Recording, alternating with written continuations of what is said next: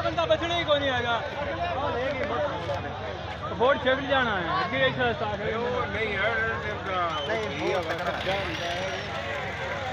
नहीं अगे झटका भी लगन देता तो बाहर नीला नहीं जावा वो मोड़े चौखा ही हवादारी पूरा